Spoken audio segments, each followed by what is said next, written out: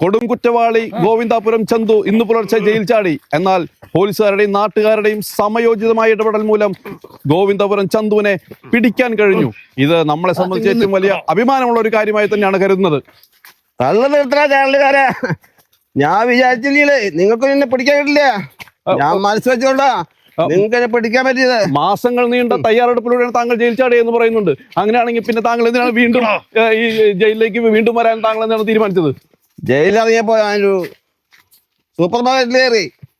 അവിടെ ചെന്നപ്പോഴേ സാധനങ്ങളുടെ വില കേട്ടപ്പോൾ തലധരിച്ചു. ബീഫിന് 400, വെളിച്ചെണ്ണയ്ക്ക് 500, എന്തിനാ പറയണു ചാളക്ക് 300. ഈ ഒറ്റ കൈ വെച്ച് ഞാൻ പുറത്ത് നടക്കുന്നത് എങ്ങനെ ജീവിക്കാനാ? അതുകൊണ്ട് ഞാൻ വിചാരിച്ചു ജയിലിലേക്ക് വരാന്ന്. ജികെൻ അദ്ദേഹം പറയുന്നത് വളരെ വലിയൊരു പോയിന്റാണ്. കാരണം പുറത്തിറങ്ങിയാൽ ജീവിക്കാൻ പറ്റില്ല എന്നാണ് പറയുന്നത്. ഈ ഒറ്റ കൈ വെച്ച് പണിയെടുത്ത് എത്ര കാശ് ഉണ്ടാക്കേണ്ടി വരും ഇതിനു വേണ്ടിയെന്നാണ് പറയുന്നത്. അതുകൊണ്ട് അത് അദ്ദേഹം ജയിലിൽ കിടന്ന് തന്നെ ചപ്പാത്തി ചുട്ടോ ചെടി നനച്ചോ ഇനിയുള്ള കാലം അവിടെ കഴിയാമെന്നാണ് ആൾ കരുതുന്നത്. ക്യാമറമാൻ എവർ ജോണിനോടൊപ്പം സേവിയർ ഡെന്നി.